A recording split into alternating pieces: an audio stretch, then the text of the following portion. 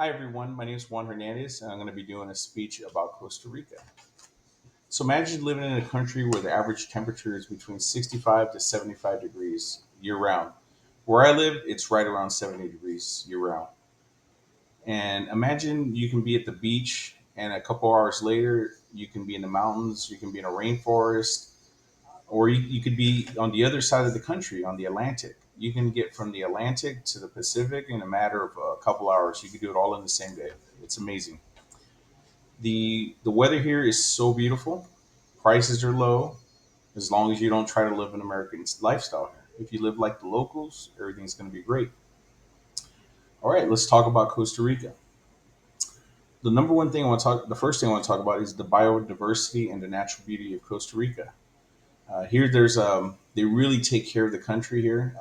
They keep the place clean. They protect the environment. They protect the animals. You cannot pick up seashells from the beach and take them home with you. You can't touch the animals. You can't put animals in cages. You can't get birds and put them in cages. Everything's protected here.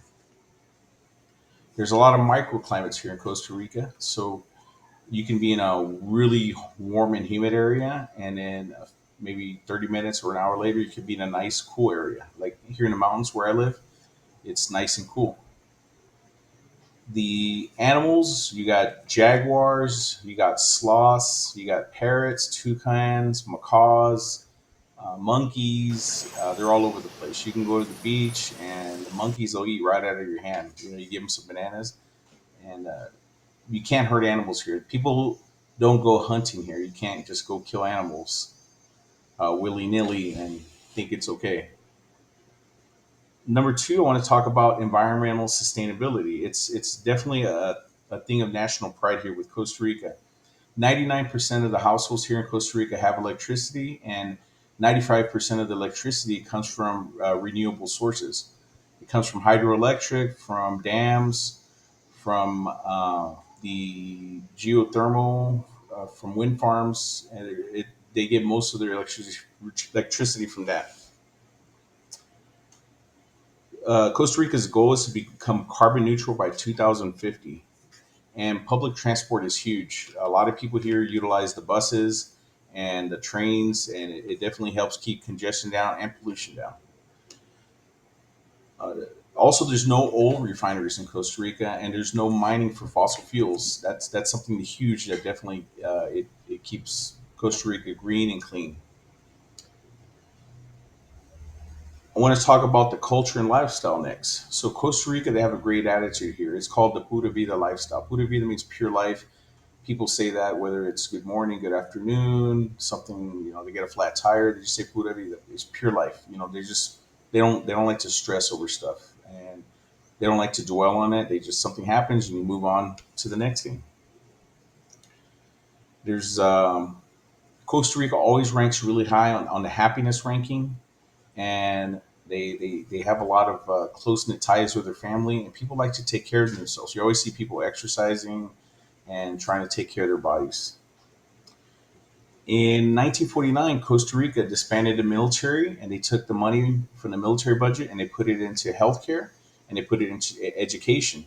And Costa Rica has a 97% literacy rate, which is actually really good when you compare it to the rest of the world. In Costa Rica, you got to consider it's a developing nation, but they definitely lead the way when it comes to education.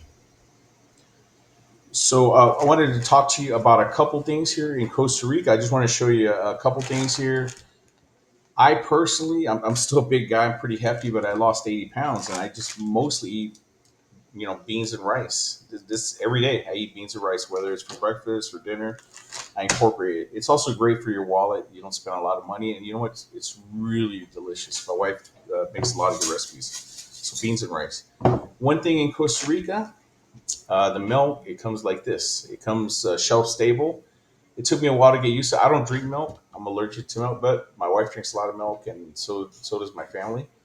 But it comes shelf stable here. And then here, there's a lot of indigenous people. So this is a Baruca mask. It looks pretty intimidating, right? So these masks, they were created by the indigenous people. So they used it. They tried to scare the Spaniards when they first landed here, and they would use these masks. But obviously it didn't work, but they tried, right? So these are really neat masks. You can get them on eBay or Amazon. I got mine for like $40 from somebody here, but it's pretty nice mask. But that's it. We talked about the biodiversity, the natural beauty. We talked about the environmental sustainability, and then we talked about the culture and the lifestyle of Costa Rica. So I hope you enjoyed my speech, and I hope you have a great day. And thank you very much.